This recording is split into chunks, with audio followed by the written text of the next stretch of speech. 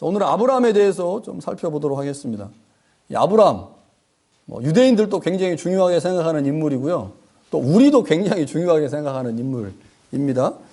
구약 성경에 보면 창세기에 아브라함의 이야기가 매우 길게 나와 있습니다. 12장부터 25장까지 나와 있어요. 매우 길게 비중 있게 다루어지고 있고요. 유대교 문헌에도 보면 아브라함에 관한 이야기가 상당히 많이 등장을 합니다. 그리고 우리가 가지고 있는 신약 성경의 맨 처음 마태복음 1장에도 아브라함과 다윗의 아들 이렇게 시작을 하죠. 그리고 이제 바울이 쓴 서신에도 보면 이 아브라함에 관한 이야기, 특별히 믿음에 관한 이야기를 할 때 많이 등장을 합니다. 그래서 우리가 이제 아브라함에 관한 말씀을 접할 때 이제 관심을 갖게 되고 중요하게 이제 생각을 할 수밖에 없죠. 히브리서 11장에 아브라함에 관한 이야기는 8절부터 시작을 해서요, 19절까지 기록되어 있습니다. 그러니까 다른 어떤 믿음의 선진들보다 훨씬 많은 양을 할애해서 기록을 하고 있고요. 대부분의 사람들이 어떤 하나의 사건을 가지고만 믿음의 일들을 언급을 하는데 아브라함에 관해서는요, 무려 4개의 사건이 나옵니다. 4개의 사건. 첫 번째 사건은 가나안 땅을 이제 출발하려 가나안 땅으로 향해 갈 때, 갈대아 우르를 떠날 때의 모습이 이제 나오고 있고요. 부르심을 받을 때의 모습이죠. 또 하나는 가나안 땅에 도착해서 가나안 땅에 머물 때의 모습. 그리고 세 번째는 가나안 땅에서 이삭을 약속으로 받았을 때의 모습. 그리고 마지막은 이삭을 제물로 드릴 때. 이렇게 이제 4개의 사건이 이제 언급되고 있고 그 4개의 사건을 통해서 아브라함이 어떻게 믿음의 사람의 모습을 보였는지를 설명하고 있습니다. 자, 오늘은 이제 3가지를 살펴볼 거고요. 4번째 사건은 이제 다음에 같이 보도록 하겠습니다. 자, 8절에 이렇게 말씀을 하죠. 믿음으로 아브라함은 부르심을 받았을 때 순종하여 장래의 유업으로 받을 땅에 나아갈새 갈 바를 알지 못하고 나아갔다. 여기서 중요한 것은 갈 바를 알지 못했지만 순종함으로 나아갔다입니다. 여러분, 목적지를 알고 가는 것도 사실 어렵죠. 제가 누군가에게 어떤 부탁을 해서 어디에 가서 어떤 일을 좀 해오십시오 라고 부탁을 했어요. 그러면 그 부탁을 받은 사람이 부탁하는 사람의 권위를 인정하지 않으면 사실은 하기가 쉽지가 않습니다. 그러니까 누군가로부터 부탁을 받을 때 그것은 그 사람의 권위를 인정하고 그 사람으로부터 어떤 권위에 대한 순종이 있을 때만 이제 가능하죠. 그런데 아브라함은 목적지를 알지 못한 상태에서 명령을 받았어요.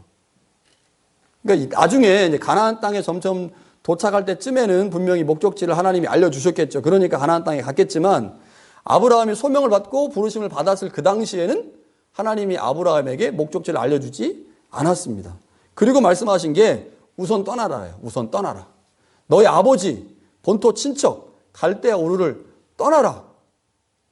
목적지가 없는데 떠나라고 하셨어요. 그런데 아브라함은 순종했다는 거죠. 목적지를 모름에도 불구하고 하나님의 말씀에 순종했다. 그게 뭐라는 겁니까? 믿음이라는 거죠. 창세기 12장 1절부터 4절에 이 말씀이 나옵니다. 너는 너의 고향 친척과 아버지 집을 떠나 내가 내게 보여줄 땅으로 가라.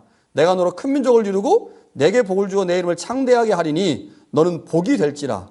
너를 축복하는 자에게는 내가 복을 내리고 너를 저주하는 자에게는 내가 저주하리니 땅의 모든 족속이 너로 말미암아 복을 얻을 것이라. 이 아브라함이 여호와의 말씀을 따라갔다.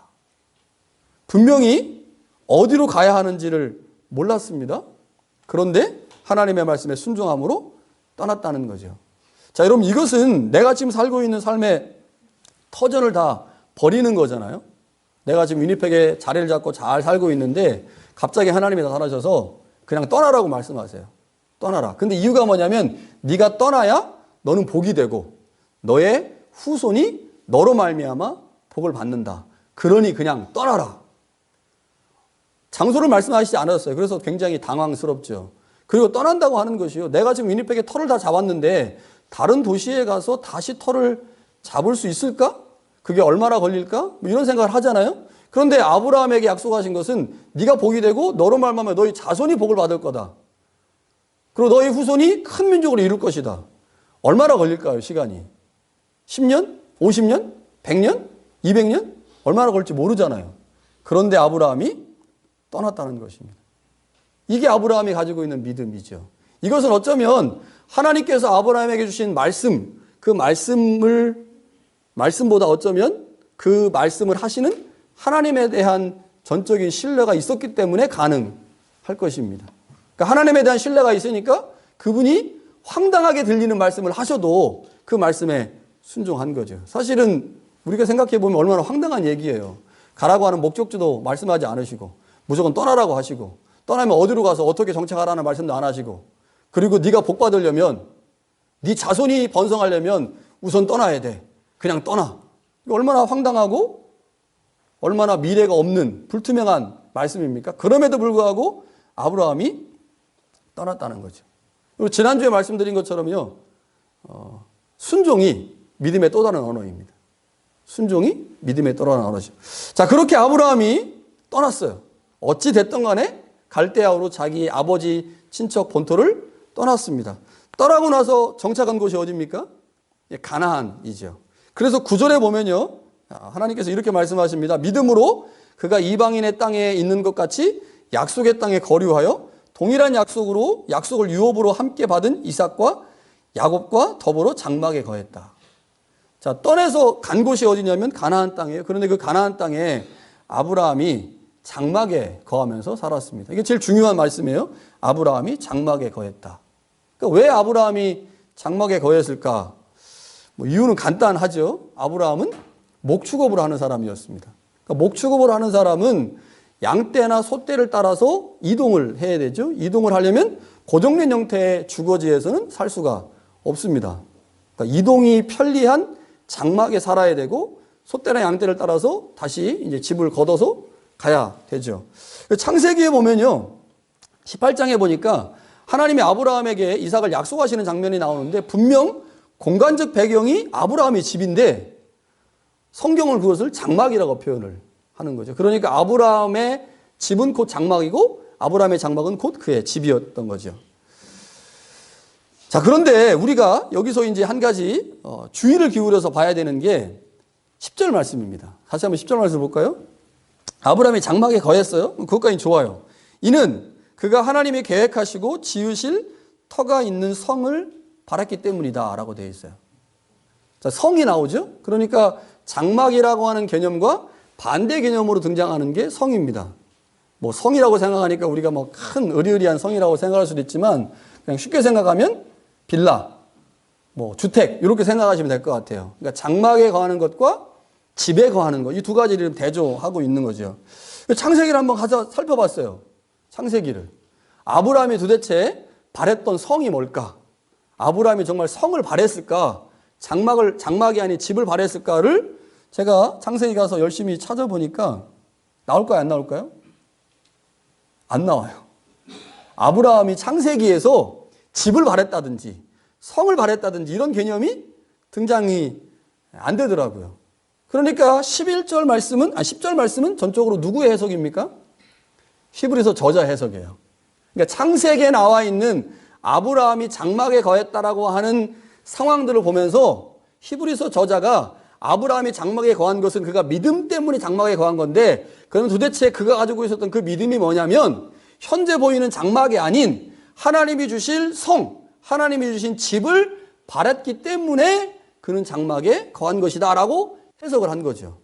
그렇다면 히브리서 저자가 지금 머릿속에 생각하고 있는 그의 머릿속에 생각하고 있는 장막과 성이 도대체 무엇이냐를 한번 생각해 봐야 됩니다. 자, 말씀드렸듯이요. 성은 창세기에 나옵니까? 안 나옵니까? 안 나온다는 거죠. 안 나온다고 하는데 저자는 적었어요. 그러면 성이 물리적 개념이 아니라는 거죠. 지금 히브리 저자가 생각하고 있는 성은 물리적 개념이 아닙니다. 장소적 개념이 아니죠. 하나님의 약속의 말씀과 연결된 어떤 개념입니다. 어떤 개념일까요? 하나님께서 아브라함을 부르셨어요. 부르시고 나서 아브라함에게 내가 너로 큰 민족을 이루겠다. 네가 복이 될 것이다. 그리고 너의 후손들이 너로 말미암아 복을 받을 것이다. 그러니 너는 이곳을 떠나라. 네가 이곳에 있는 한 너는 복이 될 수 없다. 그래서 갈대아우로 아버지 집을 떠났어요. 떠나서 간 곳이 어디입니까? 가나안 땅이에요. 가나안 땅에 친척도 없고 주거지도 없고 아무것도 없어요. 그냥 거기서 굶어 지낼 수밖에 없는 그런 상황이죠. 그런데 아브라함이 하나님의 은혜로 목축업을 시작했고 장막에 거했어요. 그리고 그 장막에 살면서 성을 바랬다는 거죠. 그럼 그 성이 뭐겠습니까? 하나님이 처음에 아브라함에게 약속하신 자손의 번성입니다. 그러니까 히브리서 저자가 말하고 있는 성은 단순히 물리적 개념의 공간적 개념의 어떤 장소가 아니라 하나님의 약속이 실현되는, 하나님의 약속이 성취돼서 자신의 후손들이 많아지고 그곳에서 하나님이 만드실 아름다운 민족이 되는 것, 이것이 아브라함이 바라고 있었던 성이라는 거죠. 그럼 반대로 장막은 무엇이겠습니까? 장막은 그 하나님의 약속이 이루어지기 전까지 그가 그 땅을 하나님을 향한 믿음과 약속의 성취를 이뤄내기 위해서 그가 결단하며 살아가고 있는 나그네로서의 삶, 이방인으로서의 삶이 장막에 거하는 삶을 의미하는 거죠. 그러니까 아브라함이 장막에 거했다라고 하는 것은 단순히 물리적 개념, 공간적 개념에서 그가 장막에 살았다라고 하는 의미보다는 하나님의 약속을 받은 그가 아직 하나님의 약속이 이루어지지 않았고 그 약속을 이루기 위해서 그가 지금 고단한 삶을 살고 있다. 이방인의 삶을 살고 있다. 나그네의 삶을 살고 있다라고 하는 것을 보여주는 것이 장막에 거했다는 삶입니다. 반대로 말하면요, 성은 하나님의 약속이 이루어진 상태를 의미하는 거죠. 하나님은 이미 아브라함에게 민족을 이루시겠다고 하는 약속을 주셨죠. 그의 부르심의 순간부터 그렇게 약속하셨습니다. 그리고 아브라함을 가나안 땅으로 인도하셨어요. 그리고 이제 아브라함이 그 약속의 말씀을 붙들고 하나님을 전적으로 신뢰하면 하나님이 아브라함을 통해 그 말씀을 이루실 것입니다.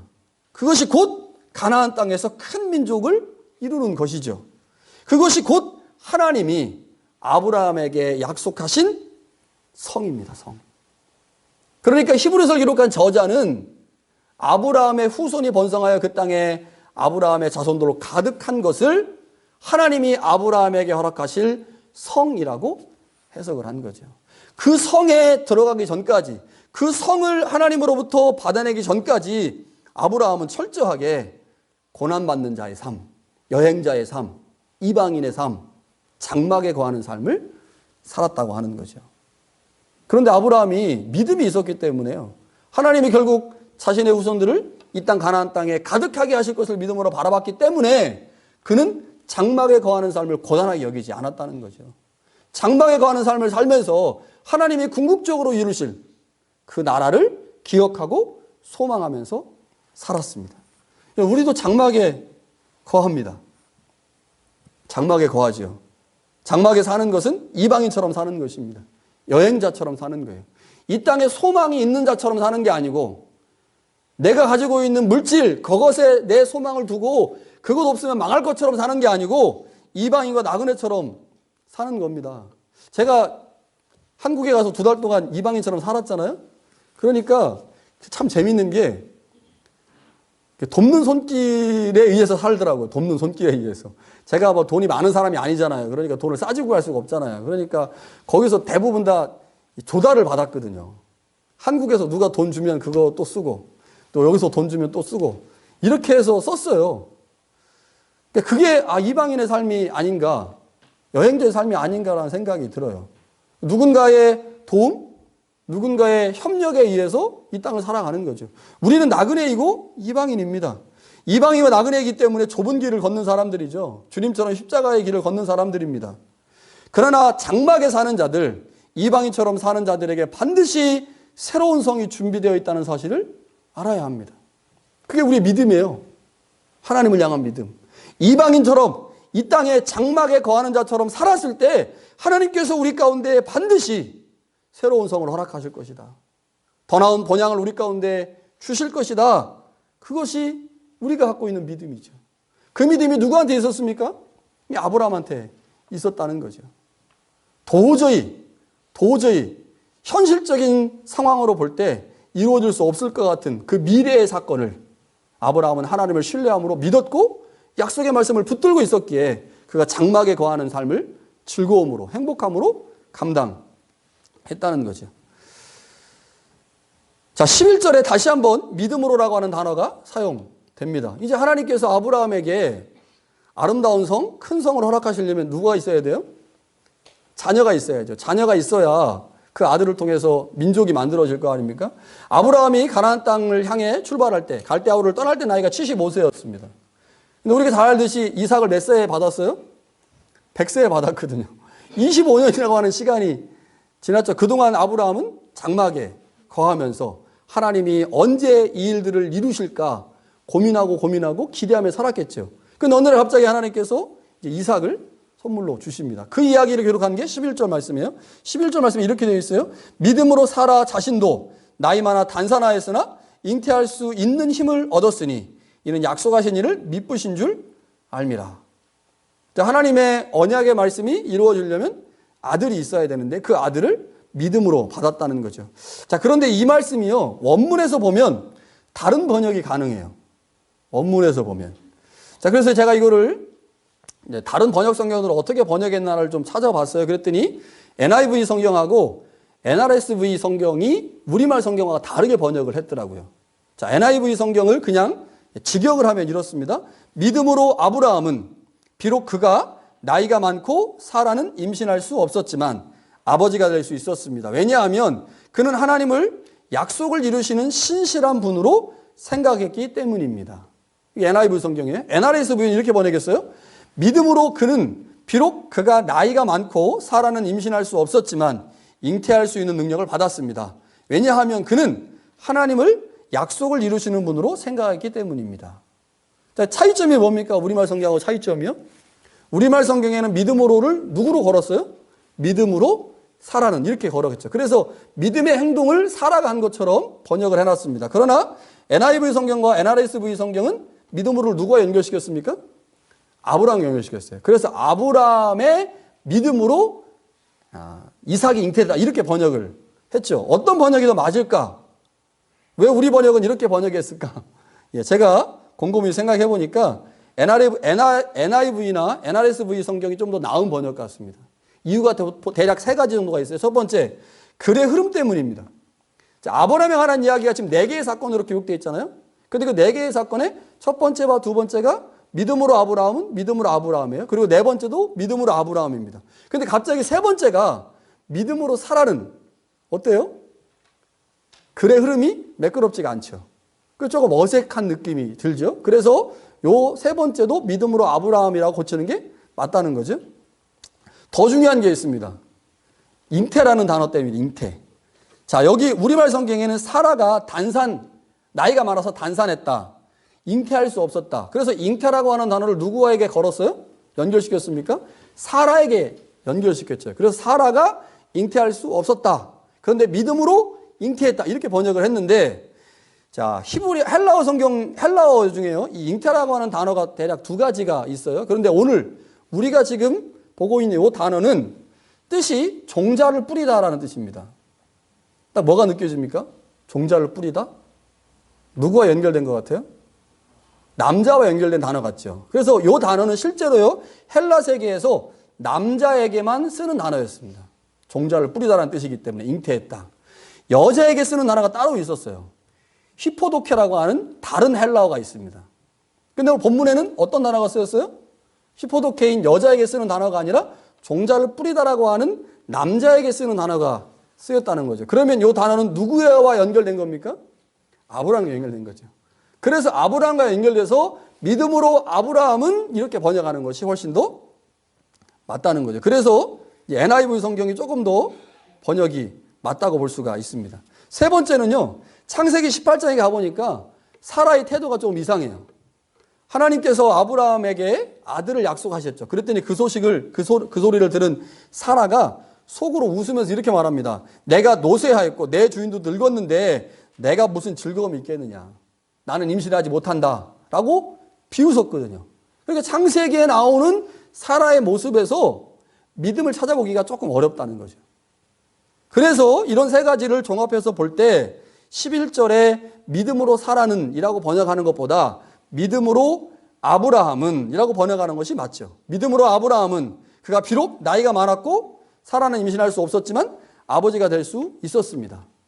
왜냐하면 그는 하나님을 약속을 이루시는 신실한 분으로 생각했기 때문입니다.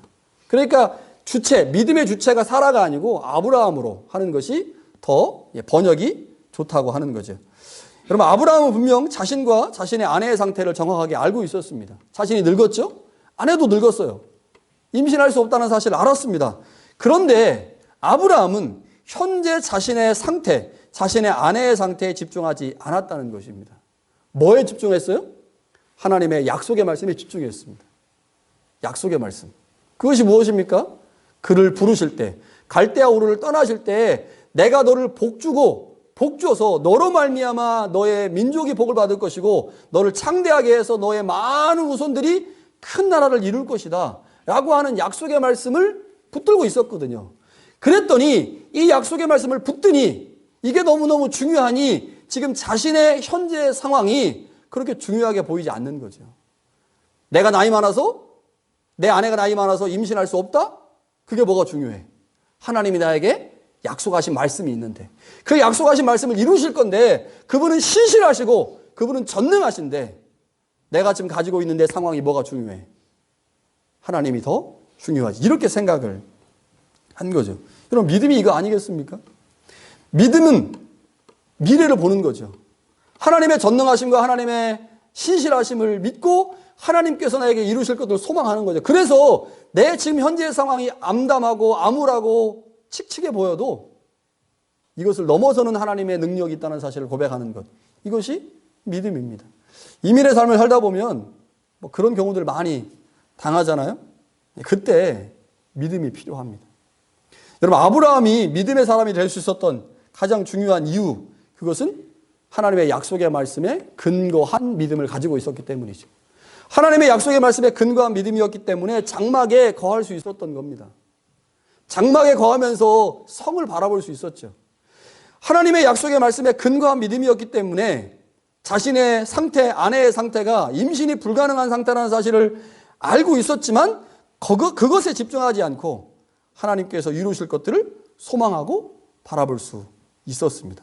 여러분, 이것이 믿음이죠. 아브라함은 그래서 정말 믿음의 사람이었습니다. 여러분, 우리가 믿음을 갖는다고 할 때 그것은 철저하게 믿음의 근거가 무엇인지를 기억하는 것입니다. 여러분, 믿음의 근거, 그것은 우리의 현재의 상황이 아니죠. 현재의 상황이 잘 돌아가기 때문에 믿음을 갖는 게 아닙니다.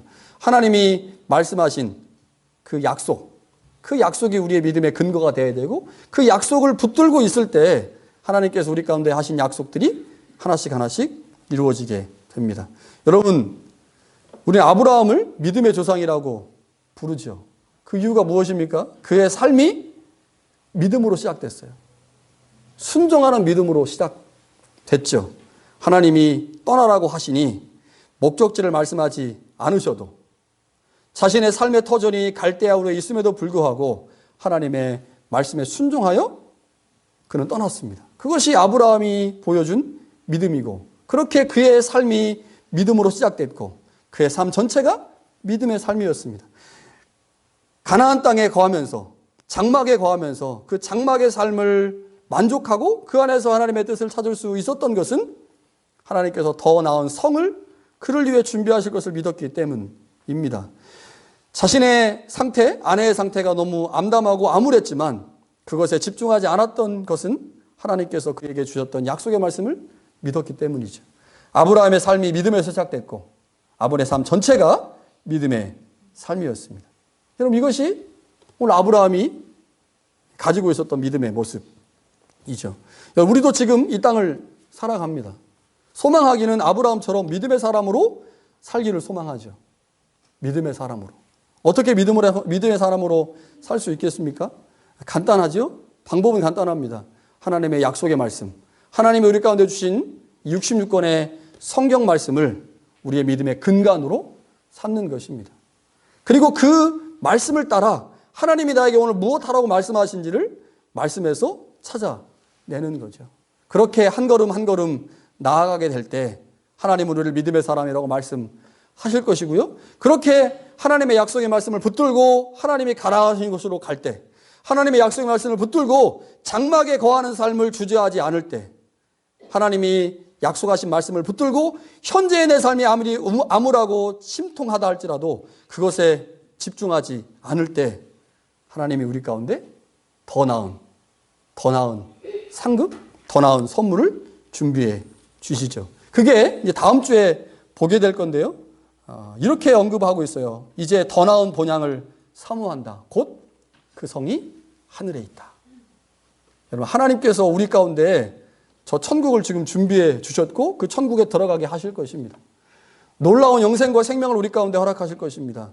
어떤 자들에게 그 생명과 영생을 주시겠습니까? 아브라함처럼 믿음의 모습을 가진 자들이죠.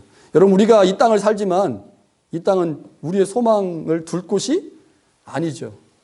우리는 이 땅에 소망을 두고 사는 자들이 아닙니다. 우리의 소망은 저 하늘에 있습니다. 예수 그리스도, 그분이 계신 그곳. 그것이 우리의 소망이 있는 장소이고, 그곳에 들어가기 전까지, 들어갈 때까지 하나님의 약속의 말씀을 붙들고 이 땅에서 나그네로서의 삶을 성실하게 잘 감당해낼 때 하나님이 준비하신 그곳에 우리 모두 들어가게 될 것입니다. 그런 은혜가 우리 모두 가운데 있기를 간절히 축원합니다.